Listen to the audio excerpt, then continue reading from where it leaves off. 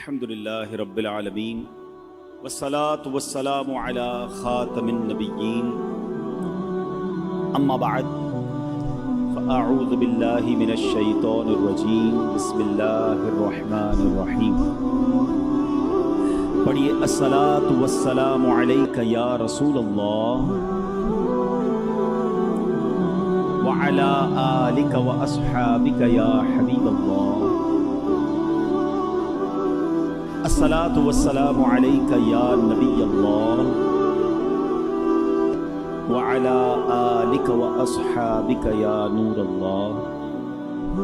درود پاک پڑھنے کے بے شمار فضائل و برکات ہیں۔ حضرت وہب بن منبہ رحمۃ اللہ تعالی علیہ سے روایت ہے، بنی اسرائیل میں ایک شخص تھا، اللہ کریم نے اسے 200 سال کی زندگی عطا فرمائی، مگر افسوس اتنی لمبی زندگی ملنے کے باوجود وہ زندگی اس نے نافرمانیوں میں گزاری۔ اب اس کے اتنے گناہ تھے، اتنی بری عادتیں تھیں، ایسا عجیب سا کریکٹر تھا کہ جب 200 سال کی لائف گزارنے کے بعد اس کا انتقال ہوا تو وہاں کے لوگوں نے نہ اس کو غسل دیا نہ کفن دیا، بلکہ اس کو گھسیٹ کر گندگی کے ڈھیر پر ڈالا۔ لوگوں نے کہا اتنا بڑا گناہ گار ہے، کیا اس کو غسل دینا، کیا کفن دینا، کیا اس کا جنازہ پڑھنا، اس کو گندگی کے ڈھیر پر ڈال دیا۔ ادھر بنی اسرائیل نے تو یہ کام کیا، مگر حضرت موسیٰ علیہ نبینا علیہ السلام پر وحی نازل ہوئی، اے موسیٰ ہمارے ایک بندے کا انتقال ہو گیا ہے، آپ جائیے جا کر اس کا جنازہ پڑھیے، اسے کفن دیجیے، اسے غسل دیجیے۔ ذرا غور کریں کہ اللہ کا نبی جا کر جس کا غسل کا انتظام کرے، جس کا جنازہ پڑھے تو وہ تو بخشا گیا۔ تو حضرت موسیٰ علیہ نبینا علیہ السلام جب اس علاقے میں پہنچے اور وہاں لوگوں نے بڑی عجیب سی بات بتائی، لوگوں نے کہا کہ اے موسیٰ آپ آ گئے ہیں اس کا جنازہ پڑھنے کے لیے، یہ تو بہت ہی بڑا گناہ گار تھا، اس کے تو بڑے معاملات تھے۔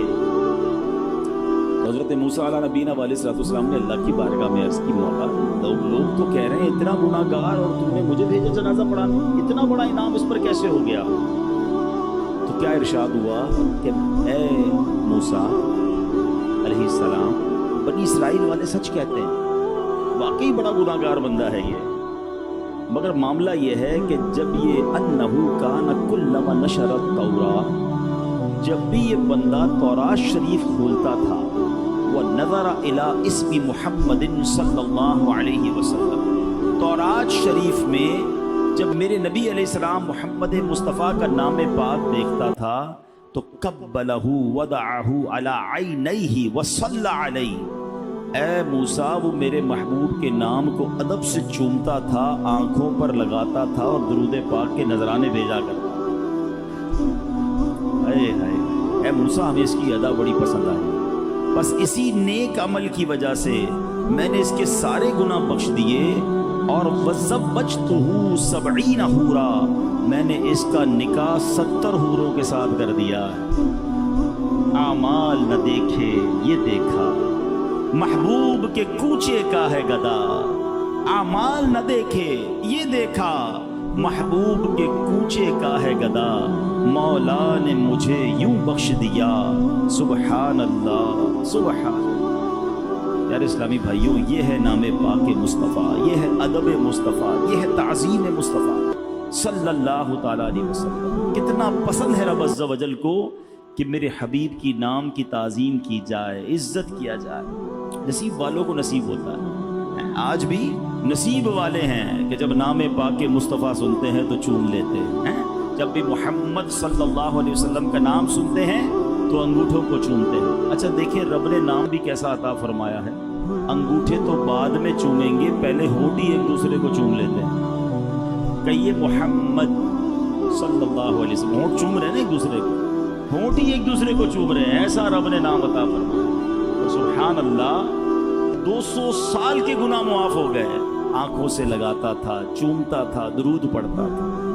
درود پڑھنے کی عادت ڈالیں، نبی پاک کے نام کی تعظیم دل میں پیدا کریں، انشاءاللہ بارے نیارے ہو جائیں گے۔ اور ایک اور بات سیکھنے کو ملی کہ اللہ نے اپنے حبیب کی شان کیسی بلند کی ہے۔ ابھی دنیا میں میرے آقا تشریف نہیں لایا، حضرت موسیٰ کا دور تو بہت پرانا دور ہے نا، thousands years ago، ہزاروں سال پہلے جناب رسول اللہ صلی اللہ علیہ وسلم کی آمد سے پہلے ان کا چرچا بلند ہو رہا ہے، ان کا نام چوما جا رہا ہے، ان پر درود پڑھا جا رہا ہے، ان کا ادب کیا جا رہا ہے۔ پچھلی ساری آسمانی کتابوں میں نبی پاک کا ذکر موجود، انبیاء آئے نبی پاک کی باتیں بتاتے تھے کہ ایک نبی ہیں جو آنے والے ہیں، آخری نبی کا ذکر ہوا کرتا تھا۔ اللہ اکبر، وہ شاعر لکھتے نا، ایک میں ہی نہیں ان پر قربان زمانہ ہے، ایک میں ہی نہیں ان پر قربان زمانہ ہے، جو رب دو عالم کا محبوب یگانہ ہے۔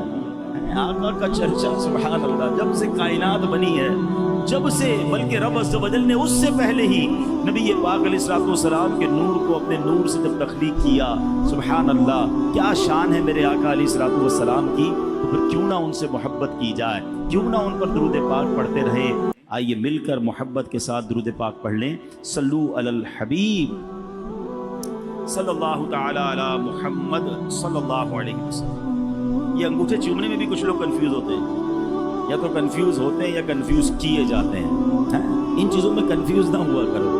ہاں ٹھیک ہے، میں چلیں ایک آپ کو روایت بھی سنا دوں۔ مقاصد الحسنہ میں ہے، ایک مرتبہ اذان ہو رہی تھی، جب مؤذن نے اذان میں کہا اشہد ان محمد رسول اللہ صلی اللہ تعالیٰ علیہ وسلم، وہ عاشق اکبر، سب سے بڑے عاشق نبی پاک علیہ السلام تھے، حضرت ابو بکر صدیق رضی اللہ تعالیٰ عنہ نے جیسے مؤذن نے کہا ویسے ہی ان الفاظ کو ریپیٹ کیا، دہرایا، اور پھر اپنے دونوں انگوٹھے چوم کر اپنی آنکھوں سے لگائے۔ اب نبی پاک علیہ السلام کی ملاحظہ فرما رہے تھے، پیارے آقا دیکھ رہے تھے کہ صدیق اکبر نے ایسا کیا، نبی پاک نے منع نہیں کیا، روکا نہیں کہ اے ابو بکر یہ کیا کر رہے ہو، بلکہ سنو کیا فرمایا، فرماتے من فعل مثل ما فعل خلیلی فقد حلت علیہ شفاعتی، یعنی میرے پیارے دوست نے ابھی جیسے کیا ہے ایسے اگر کوئی بندہ کرے گا تو میری شفاعت اس کے لیے حلال ہو گئی۔ یہ نصیب والوں کا حصہ ہے۔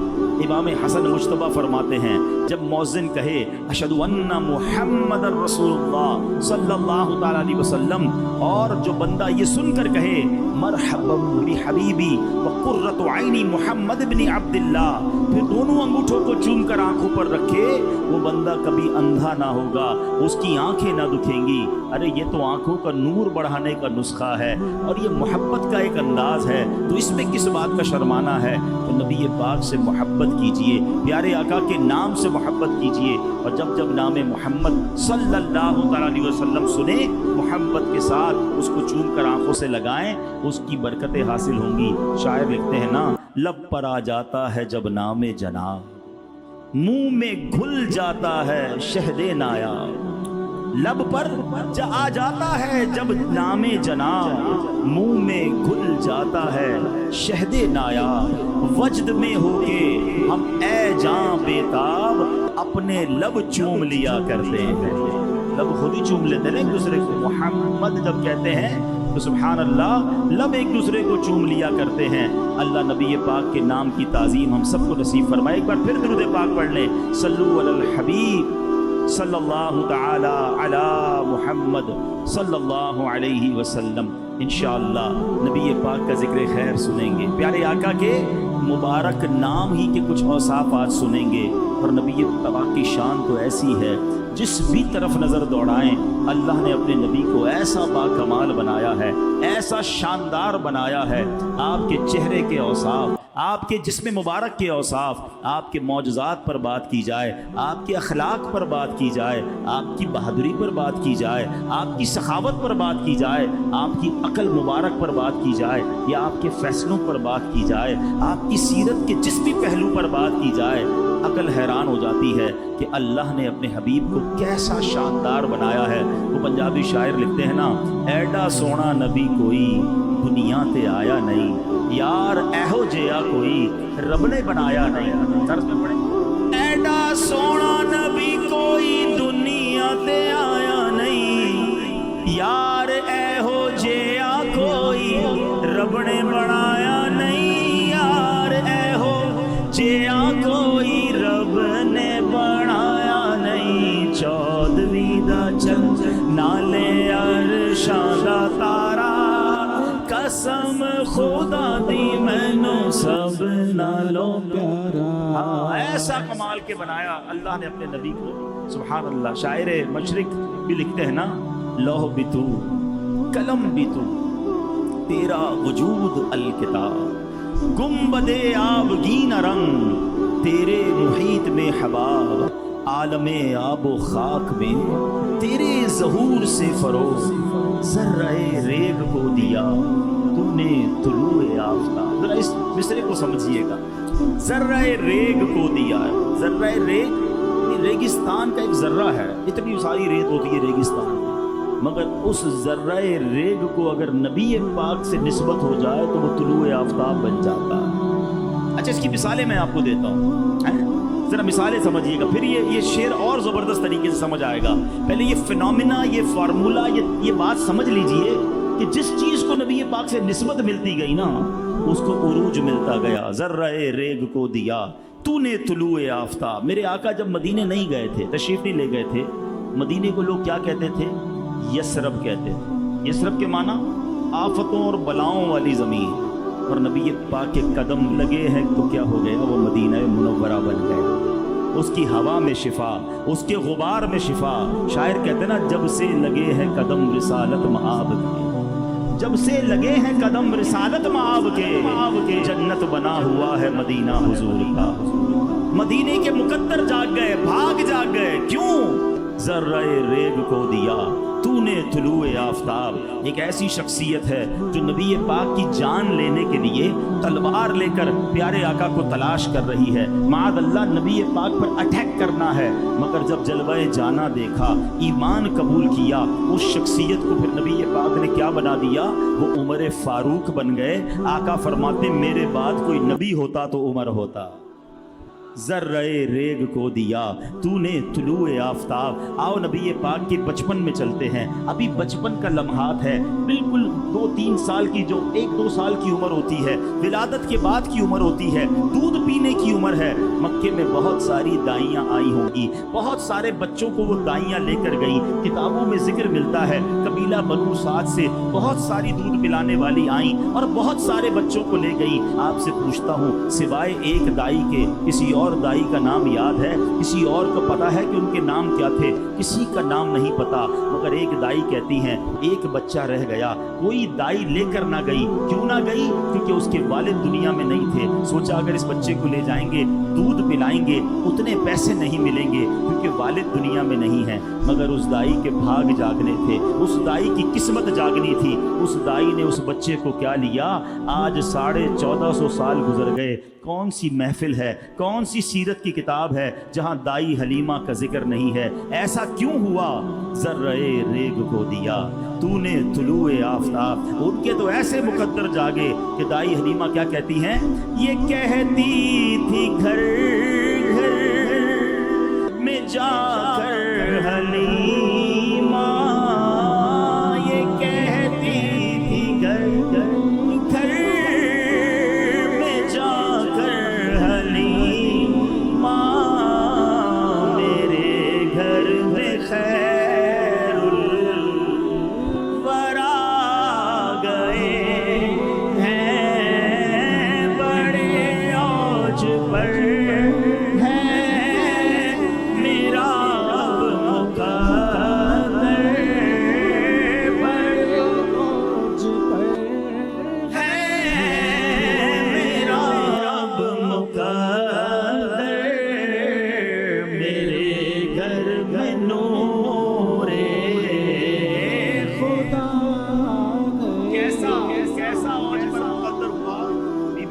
کہتی جب مکے آ رہی تھی میری جو اونٹنی اور خچر ہے سب سے پیچھے، کمزور.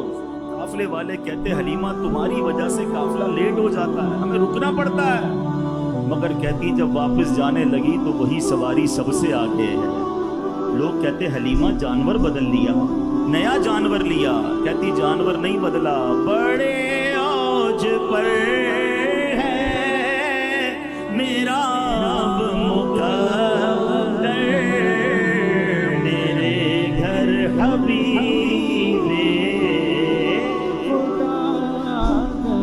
اپنے گاؤں میں پہنچتی ہے بی بی حلیمہ. اس زمانے میں چراغ جلائے جاتے تھے، ابھی تو لائٹیں ہیں نا، چراغ. لوگ جتنی دیر جاگتے تھے، چراغ جلاتے تھے، پھر بجھا دیتے تھے، ضرورت نہیں تھی، تیل ڈالنا پڑتا تھا، سوتے تھے تو اندھیرا ہو جاتا تھا۔ گاؤں والوں نے نوٹس کرنا شروع کیا، سارے گاؤں میں اندھیرا مگر ساری رات حلیمہ کا گھر جگمگاتا ہے، ساری رات اس کے گھر سے روشنی آتی ہے۔ صبح گاؤں والوں نے پوچھا حلیمہ بڑے پیسے آ گئے، ساری رات چراغ جلاتی ہو؟ کہتی نہیں، ساری رات چراغ نہیں جلاتی، جو منا لے کر آئی ہوں، جو بچہ لے کر آئی ہوں، اس کے چہرے سے نور ہی اتنا نکلتا ہے کہ ساری رات ہی گھر جگمگاتا ہے۔ یہ ظلمت سے کہہ دو کہ ڈیرے اٹھا لے، ہے ہر طرف اب اجالے اجالے اجالے اجالے، کہا جن کو حق نے سراجم منیرا، کہا جن کو حق نے سراجم منیرا، میرے گھر وہ نور خدا ہیں، بڑے اوج پر ہے میرا کیسا ہوتا ہے۔ یہی تو کہتے ہیں کہ ذرہ ریگ کو دیا تو نے طلوع آفتاب، جو نبی پاک سے نسبت والا ہو گیا نا، جس کو آقا نے ٹچ کر دیا، جس کو آقا نے قرب دے دیا، وہ آفتاب طلوع آفتاب بن گیا۔ ایک اور عورت کا ذکر کرتے ہیں، ایک اور بوڑھی خاتون ہے، نبی پاک مکے سے مدینے جا رہے ہیں، ہجرت کر رہے ہیں، راستے میں کھانے کی ضرورت پیش آتی ہے، ٹھیک ہے نا؟ اب بھی ہم جاتے ہیں، حیدرآباد جاتے ہیں، لاہور جاتے ہیں، کھانے راستے میں ہوٹل بنے ہوئے ہوتے ہیں، چائے پانی پی لیا، دال روٹی کھا لی۔ اس زمانے میں تو ایسا نہیں تھا، خیمے لگتے تھے، ہو سکتا ہے اس زمانے میں اور بھی خیمے ہوں۔ اچھا وہ سفر بھی تھوڑا سا چھپ کر تھا، دشمنوں کا خوف بھی تھا، صدیق اکبر رضی اللہ تعالیٰ صاحب تھے، ایک خیمے میں نبی پاک تشریف لے گئے۔ ایک بوڑھی خاتون تھی، کہ کھانے کو کچھ ہے، کھانے کو کچھ نہیں، کچھ بھی نہیں تھا اس کے خیمے میں۔ تو نبی پاک نے دیکھا ایک ایسی لاغر سی بکری ہے جو بالکل جس کو کہتے ہیں سوکھی ہوئی، آقا نے فرمایا میں اس کا دودھ نکال لوں، تو حضرت کافی عرصہ ہوا اس نے دودھ دینا چھوڑ دیا۔ نبی پاک نے فرمایا مجھے اجازت دے دو، میں نکال لیتا ہوں۔ ٹھیک ہے آپ نکال سکتے تو نکال لیں۔ نبی پاک نے ہاتھ پھیرا، بسم اللہ پڑھ کر اس کے تھنوں میں دودھ آ گیا، دودھ دویا، پیارے آقا نے دودھ پیا، صدیق اکبر نے دودھ پیا، غلام اور ساتھ تھا اس نے بھی دودھ پیا۔ اس خاتون کے خیمے میں جتنے برتن سے تبھی دودھ سے بھر گئے ہیں۔ ان کے شوہر واپس آئے، کہتے ہیں اے ام معبد، ان کا نام تھا ام معبد، وہ شوہر کا نام کیا تھا؟ ابو معبد۔ کہتے ہیں اے ام معبد، یہ ہمارے خیمے کی حالت کیسے بدل گئی؟ وہ کہتی ہیں ایک مبارک ہستی آئی تھی، نام بھی نہیں پتا تھا انہیں نبی پاک کا، ان کا ایک مبارک ہستی آئی تھی، بڑا حسین چہرہ تھا، بڑا نرالا چہرہ تھا، وہ آئے ہمارے بھاگ جگا کر چلے گئے۔ آپ کو پتہ ہے حضرت ام معبد نے نبی پاک کا ایک حلیہ بیان کیا۔ ہاں یہ علماء بیٹھے ہیں، ہر سیرت نگار نے جب جب نبی پاک کا حلیہ لکھا نا، حدیث کی کتابوں میں، سیرت کی کتابوں میں، اس خیمے والی کے الفاظ ضرور لکھے جاتے ہیں، کیونکہ اس شاندار انداز میں موتیوں کی مانند اس نے نبی پاک کا ذکر کر دیا کہ سبحان اللہ، آج 1450 سال گزر گئے ہیں، جب جب نبی پاک کا حلیہ بیان کیا جاتا ہے ام معبد کا ذکر ضرور کیا جاتا ہے۔ ارے اس راستے میں بڑے خیمے تھے، بڑے خیمے والیاں اور والے ہوں گے، ہم کسی کو نہیں جانتے ہیں تو ام معبد کو جانتے ہیں۔ کیوں جانتے ہیں؟ کہ ذرہ ریگ کو دیا تو نے طلوع آفتاب۔ آج ایک بات سمجھ جائیے کہ ان کے جو غلام ہو گئے، وقت کے امام ہو گئے، نام لیوا ان کے جو ہوئے، ان کے اونچے نام ہو گئے۔ اگر آپ آج بھی یہ منظر دیکھنا چاہتے ہیں، ہاں آج بھی اگر آپ یہ منظر دیکھنا چاہتے ہیں نا، آپ علماء کی فہرست اٹھائیے، آپ نعت خوانوں کی فہرست اٹھائیے، جو نبی پاک کی شان بیان کرنے والے ہیں، جو عشق رسول بیان کرنے والے ہیں، جو نبی پاک کی سچی محبت بیان کرنے والے ہیں، اللہ آج بھی ان کے ناموں کو عروج عطا فرماتا ہے۔ آج بھی دنیا والے ان سے پیار کرتے ہیں، کیوں؟ ان کے جو غلام ہو گئے، وقت کے امام ہو گئے، نام لیوا ان کے جو ہوئے، ان کے اونچے نام ہو گئے۔ تو بات یہ ہے کہ اگر اپنی عزت بنانی ہے تو نبی پاک کی عزت کی بات کرنا شروع کر دو، سرکار کے چرچے کو بلند کرنا شروع کر دو۔ میرا نام کرے گا روشن دو جگ میں نام تمہارا۔ کاش یہ بات ہمیں سمجھ آ جائے۔ اور سبحان اللہ، جب غور کیجئے کہ جس نبی علیہ الصلوۃ والسلام کے نام کی برکت اتنی ہے، ان کی ذات کا عالم کیا ہو۔ اب بات کر رہے ہیں ہم نام محمد کی، ٹھیک ہے؟ یاد رہے کہ نبی پاک علیہ الصلوۃ والسلام کی شانوں میں سے ایک شان یہ بھی ہے کہ مواہب اللدنیہ میں ہے کہ نبی پاک علیہ الصلوۃ والسلام کے وہاں پر 800 نام لکھے ہوئے، ٹھیک ہے؟ اعلیٰ حضرت نے جب تحقیق کی، ریسرچ کی، تو آپ فرماتے مجھے 1400 نام ملے ہیں۔ مزید فرماتے یہ میرے علم میں آ گئے ہیں، ورنہ نبی پاک علیہ الصلوۃ والسلام کے ناموں کی گنتی ممکن نہیں ہے۔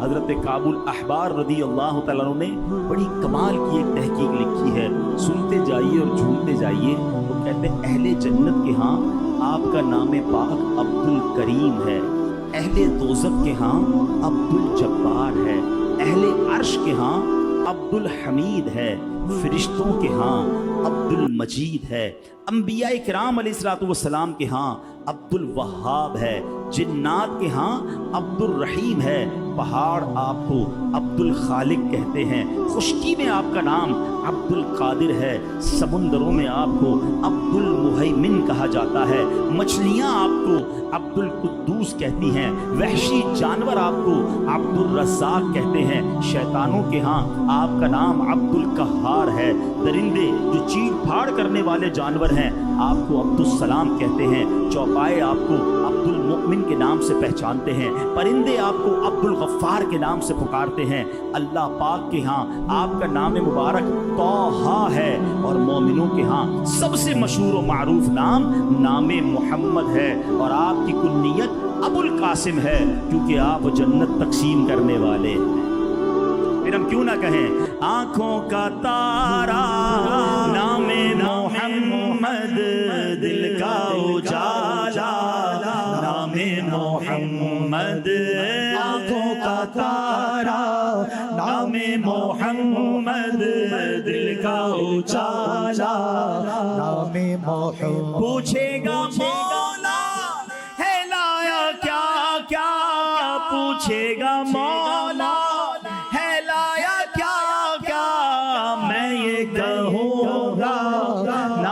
محمد، دل کا اجالا نام محمد۔ کیسا نام ہے کہ اس نام کے شان میں، اس نام محمد پر قرآن پاک کی پوری ایک سورت موجود ہے، سورہ محمد۔ اور قرآن مجید فرقان حمید میں اس کے علاوہ نبی پاک کا نام محمد صلی اللہ علیہ وسلم 4 جگہ آیا۔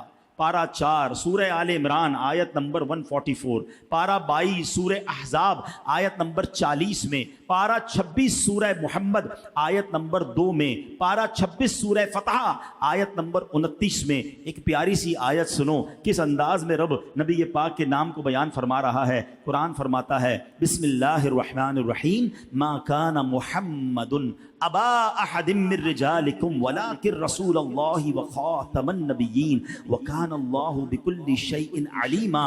ترجمہ کنز العرفان، محمد تمہارے مردوں میں کسی کے باپ نہیں ہیں، لیکن اللہ کے رسول ہیں اور سب نبیوں کے آخر میں تشریف لانے والے ہیں، اور اللہ سب کچھ جاننے والا ہے۔ یعنی قرآن سے یہ عقیدہ ثابت ہے کہ اللہ کے نبی یہ سب سے آخری نبی ہیں، یہ خاتم النبیین ہیں، رب نے انہیں قرآن میں فرمایا ہے۔ سبحان اللہ۔ تو یاد رکھیے جس طرح اللہ کو ایک ماننا ضروری ہے، ہمارا ایمان مکمل نہیں ہوتا، اسی طرح جناب رسول اللہ صلی اللہ علیہ وسلم کو اللہ کا رسول اور آخری نبی ماننا ضروری ہے۔ خوبصورت نعرے امیر اہل سنت نے عطا فرمائے، خود بھی لگاتے رہا کریں، اپنے بچوں کو سکھائیں، اپنی نسلوں کو بتائیں کہ محمد مصطفیٰ سب سے آخری نبی، احمد مجتبی سب سے آخری نبی، آمنہ کا لاڈلا سب سے آخری نبی، شاہ ہر دو سرا سب سے آخری نبی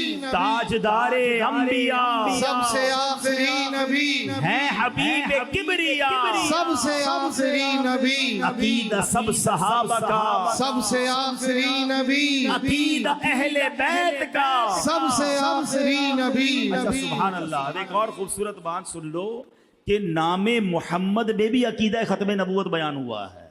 ہاں اسی نام میں یہ عقیدہ بھی موجود ہے. اب ذرا تسلی سے سمجھیے گا. علماء نے بڑا پیارا نقطہ بیان فرمایا. علماء کہتے ہیں کہ لفظ محمد جو ہے نا وہ حمد سے بنا ہے, ٹھیک ہے, اور حمد سب سے آخر میں کی جاتی ہے. ہم کھانا کھا کر کیا کہتے ہیں؟ الحمدللہ. پانی پی لیتے ہیں پھر کیا کہتے ہیں؟ الحمدللہ. کوئی بھی کام ہو جائے اس کے بعد حمد کیا جاتا ہے. یہاں تک کہ اللہ پاک نے اہل جنت سے متعلق فرمایا کہ وآخر دعواہم ان الحمد للہ رب العالمین. آسان ترجمہ قرآن کنز العرفان. اور ان کی دعا کا خاتمہ یہ ہے کہ تمام تعریفیں اس اللہ کے لیے ہیں جو تمام جہانوں کا پالنے والا ہے. تو معلوم ہوا کہ حمد آخر میں ہی کی جاتی ہے. تو اب پچھلے سارے نبیوں کے نام دیکھ لیں, کسی کا نام محمد نہیں تھا. سبحان اللہ. کیونکہ ابھی تو سلسلہ نبوت جاری تھا نا. نبی پاک سب سے آخر میں آئے, ان کا نام محمد مصطفیٰ احمد مجتبیٰ. اللہ نے ان کا نام محمد رکھ کر بھیجا اور یہ بتا دیا کہ اب حمد ہو گئی ہے, اب ان کے بعد کسی نبی نے نہیں آنا ہے. محمد مصطفیٰ سب سے آخری نبی احمد مجتبیٰ سب سے آخری نبی عقیدہ سب صحابہ کا سب سے آخری نبی عقیدہ اہل بیت کا سب سے آخری نبی سبحان اللہ سبحان اللہ. نبی پاک علیہ الصلوۃ والسلام کی شان کیسی ہے, نبی پاک علیہ الصلوۃ والسلام کی تعریف کیسے بیان ہو رہی ہے. روایات میں آتا ہے وہ کفار جنہیں خوبیاں دیکھنا نصیب نہ ہوئیں, جو کہ صرف عیب ہی عیب دیکھتے تھے, وہ بھی جب نبی پاک علیہ الصلوۃ والسلام کی معاذ اللہ برائی بیان کرنے کی کوشش کرتے تھے تو انہیں نبی پاک میں کوئی برائی نظر نہیں آتی تھی, مگر پھر بھی وہ برائی کرنے سے باز نہیں آتے. اللہ اکبر. مگر پیارے آقا علیہ الصلوۃ والسلام میں کوئی عیب نہیں. اللہ اکبر. یاد رکھیے اعلیٰ حضرت امام اہل سنت تو بڑی خوبصورت شعر لکھتے ہیں نا, فرماتے تیرے تو وصف عیب تناہی سے ہیں بری, حیران ہوں میرے شاہ میں کیا کیا کہوں تجھے. ٹھیک ہے, پہلے میں قرآن پاک کی ایک آیت سناتا ہوں, پھر یہ شعر اور خوبصورت طریقے سے سمجھ آئے گا. اللہ قرآن میں فرماتا ہے قل لو کان البحر مدادا لکلماتی ربی لنفد البحر قبل ان تنفد کلمات ربی ولو جئنا بمثلہ مددا. ترجمہ, تم فرما دو اگر سمندر میرے رب کی باتوں کے لیے سیاہی ہو جاتا تو ضرور سمندر ختم ہو جاتا اور میرے رب کی باتیں ختم نہ ہوتی, اگرچہ ہم اس کی مدد کے لیے اسی سمندر جیسا اور لے آتے. اب اس آیت کریمہ میں لفظ کلمات سے کیا مراد ہے, رب کی باتوں سے کیا مراد ہے؟ مفسرین کرام کے مختلف اقوال ہیں. شیخ عبدالحق محدث دہلوی رحمۃ اللہ تعالی علیہ اس آیت کے تحت فرماتے ہیں کہ اہل تحقیق کے نزدیک رب کے کلمات سے مراد جناب رسول اللہ صلی اللہ تعالی علیہ وسلم ہیں. اب آیت کریمہ کا مطلب کیا بنے گا؟ اگر سمندر کا پانی سیاہی بن جائے اور دنیا بھر کے لکھنے والے قلم لے کر اس پانی کے ذریعے اوصاف مصطفیٰ لکھنا شروع کر دیں, اگرچہ اس سمندر کے برابر اتنا ہی مزید پانی اور شامل کر دیا جائے, پھر بھی وہ انک وہ سیاہی تو ختم ہو جائے گی, مگر نبی پاک علیہ الصلوۃ والسلام کے اوصاف و کمالات ختم نہیں ہوں گے. قرآن کی آیت کے ذریعے علماء نے ثابت کیا. اب ذرا بات کو سمجھیے گا. میں آپ کو کہوں جناب کسی بندے کی جو آپ کا سب سے فیورٹ آدمی ہے اس کی تعریف لکھیے, قلم لیجئے, کاغذ لیجئے, آپ لکھنا شروع کریں گے. بڑا خوبصورت ہے, بڑا ہسمکھ ہے, بڑا مہربان ہے, ہمدرد ہے, خیال رکھنے والا ہے. لکھتے لکھتے کوئی 10 لکھے گا, کوئی 20 لکھے گا, کوئی 100 خوبیاں لکھے گا, پھر کہے گا جناب بات پوری ہو گئی. اعلیٰ حضرت کہتے ہیں یہ جو بات پوری ہو گئی ہے نا یہ بھی تو ایک عیب ہے. میرے آقا وہ ہیں جن کی تعریف ختم ہی نہیں ہوتی ہے, جن کی تعریف کمپلیٹ ہی نہیں ہوتی ہے. قرآن کی آیت بھی آپ نے سن لی. اب اعلیٰ حضرت کا شعر سنو. وہ کہتے ہیں تیرے تو وصف عیب تناہی سے ہیں بری. تناہی کہتے ختم ہو جانا, اینڈ ہو جانا. حضور آپ کے جو اوصاف ہیں اس میں یہ عیب نہیں ہے کہ اس کی تعریف کی جائے تو اینڈ ہو جائے. تیرے تو وصف عیب تناہی سے ہیں بری, حیران ہوں میرے شاہ میں کیا کیا کہوں تجھے. تیرے تو عیب تناہی سے ہے بری, تیرے تو وصف عیب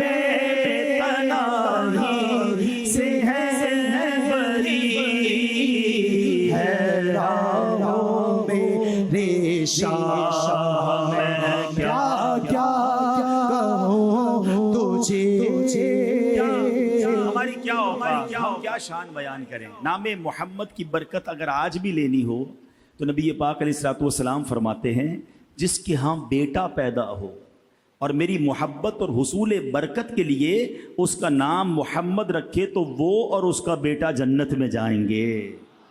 एक जगह फरमाते, जिसने मेरे नाम की बरकत की उम्मीद रखते हुए मेरे नाम पर नाम रखा, क़यामत तक सुबह शाम उस पर बरकत नाजिल होती रहेगी। रखो लाहद में जिस दम अजीजों, रखो लाहद में जिस दम अजीजों, मुझको सुनाना नामे मोहम्मद, मुझको सुनाना नामे मोहम्मद। पढ़ती दुरूद दौड़ेगी हूरे, पढ़ती दुरूद दौड़ेगी हूरे, लाशा जो लेगा नामे मोहम्मद, लाशा जो लेगा नामे मोहम्मद। कैसा नामे मोहम्मद है, सुभान अल्लाह। इमाम अता रहमतुल्लाह तआला अलैह फरमाते हैं, जो बेटों के तमन्नाई हैं कि जो चाहे कि उसकी औरत के हमल में लड़का हो तो उसे चाहिए कि अपना हाथ औरत के पेट पर रख कर कहे, अगर ये लड़का हुआ तो मैंने इसका नाम मोहम्मद रखा, इंशाअल्लाह उसके यहाँ लड़का पैदा होगा। क्या नाम है मेरे आका अलैहिस्सलातु वस्सलाम का, सुभान अल्लाह। अब यहाँ एक बात समझनी, आला हजरत का भी ये तरीका और आशिक आला हजरत अमीर अहले सुन्नत का भी ये तरीका है कि जबकि किसी को उनसे नाम पूछता है ना कि हजरत बच्चे का नाम रख दें, तो नाम मोहम्मद रखते हैं मगर पुकारने के लिए फिर कोई और नाम रख ले ताकि नाम का अदब रहे। ये भी ज़रूरी है, अगर घर में नाम मोहम्मद रखना है तो फिर उसका अदब भी करना है, तो नाम मोहम्मद रख लें। अब पुकारने के लिए अहमद रज़ा रख लें, बिलाल रज़ा रख लें, और भी बहुत सारे नाम, सहाबा के नाम, औलिया के नाम। नाम मोहम्मद, पुकारने के लिए कुछ और रखें, क्योंकि मौला अली मुश्किल कुशा से मरवी है कि प्यारे आका अलैहिस्सलातु वस्सलाम ने फरमाया, जब तुम बेटे का नाम मोहम्मद रखो तो उसकी इज्जत करो और मजलिस में उसके लिए जगह कुशादा कर दो और उसकी निस्बत बुराई की तरफ ना करो। तो नाम मोहम्मद ज़रूर रखना चाहिए, मगर फिर पुकारने के लिए कोई और नाम रखे, इंशाअल्लाह उस बच्चे के नाम की बरकत से आपको भी बरकतें नसीब होंगी। तो ऐ मेरे प्यारे इस्लामी भाइयों, ये है मेरे आका अलैहिस्सलातु वस्सलाम के मुबारक नाम, ये है ताज़ीम मुस्तफ़ा, ये है मोहब्बत मुस्तफ़ा। अब ज़रा सोचिए, जिस नबी के नाम का ये आलम है, उस नाम की बरकतों का ये आलम है, तो जिसके दिल में इश्क मुस्तफ़ा हो उसको इंशाअल्लाह कैसी कैसी बरकतें मिलेंगी। पता है, नबी पाक से मोहब्बत अगर पत्थर करे ना, हाँ पत्थर मोहब्बत करे तो वो जन्नत में चला जाता है ना, अजीब बात। हाँ, एक ऐसा पहाड़ है दुनिया में जो जन्नती पहाड़ है। दुआ करो अल्लाह आपको मुझे उस पहाड़ की ज़ियारत बार बार नसीब फरमाए। वो पहाड़ कहाँ है? वो मदीने में है। हाय हाय, जब ही नहीं कहते जिसे देखनी हो जन्नत वो मदीना देखा है। मदीने में बहुत सारी चीज़ें जो जन्नती चीज़ें हैं, रियाजुल जन्ना वहाँ पर है, जन्नती वादी वहाँ पर है, फिर जन्नती पहाड़ जबल ओहद। जबल ओहद पर सने जबल ओहद पर होने वाला एक मौजज़ा, नबी पाक का इल्म गैब भी आपके सामने आ जाएगा। फिर जबल ओहद की तारीफ़ बयान करता हूँ, कुछ मदीने का भी जिक्र हो जाए ना, है फिर इंशाअल्लाह बयान ख़त्म करते हैं। मेरे आका अलैहिस्सलातु वस्सलाम एक बार जबल ओहद पर तशरीफ़ ले गए, तो प्यारे आका अलैहिस्सलातु वस्सलाम के साथ हज़रत अबू बकर सिद्दीक़ भी हैं, हज़रत उमर फ़ारूक भी हैं, हज़रत उस्मान गनी भी हैं। जैसे ही नबी पाक जबल ओहद पर गए तो ओहद पहाड़ झूमने लगा, इश्क की ज़बान में झूमने लगा, वैसे उस पर जलजला आ गया। हदीसों में क्या लिखा है? जलजला आ गया।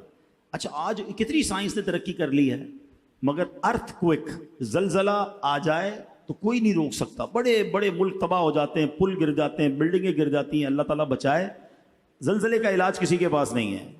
मगर सुनो क्या हुआ, मेरे आका की शान देखो। नबी पाक ने ओहद पहाड़ को ठोकर लगाई, फरमाते ऐ ओहद रुक जा, तुझ पर एक नबी, एक सिद्दीक और 2 शहीद मौजूद हैं। ये सियासता की किताबों में हदीस मौजूद है, ठीक है ना।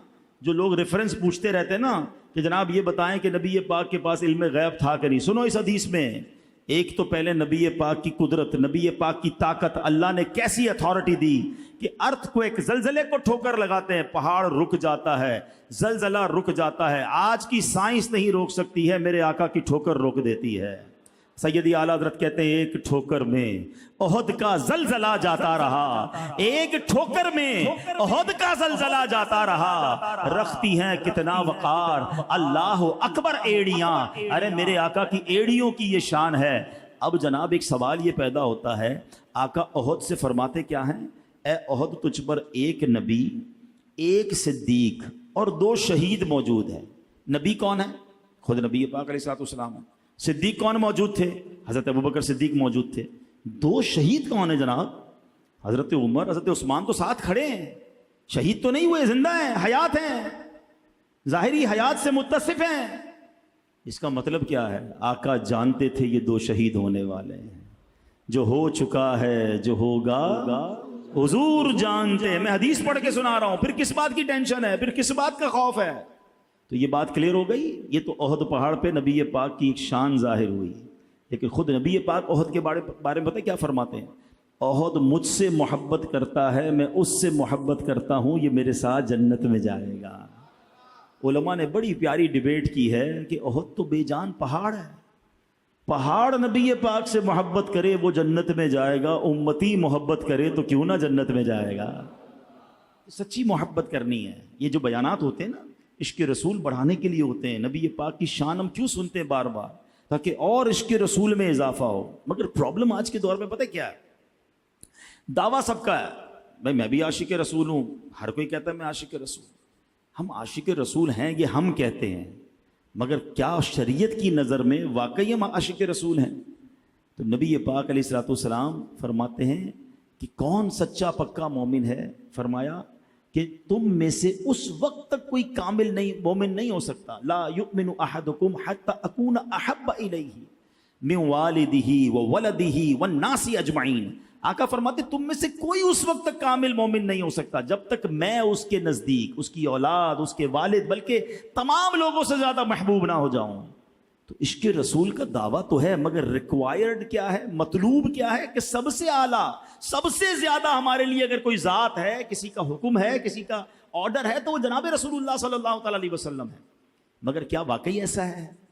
یہ ہم نے چیک کرنا ہے۔ صرف نعرے لگانے سے تو عاشق رسول نہیں بن جائیں گے نا، کہ غلامی رسول میں موت بھی قبول ہے، نہ ہو جو عشق مصطفیٰ تو زندگی فضول ہے۔ نعرہ بہت اچھا ہے، مجھے بھی بہت پسند ہے، مگر یہ سمجھ نہیں آتا کہ جو کہتا ہے کہ غلامی رسول میں موت بھی قبول ہے، اس کو نماز قبول نہیں ہے، اس کو حرام روزی چھوڑنا قبول نہیں ہے، اس کو والدین کی نافرمانی چھوڑنا قبول نہیں ہے، اس کو بے حیائی اور برے کام چھوڑنا قبول نہیں ہے، موت قبول ہے۔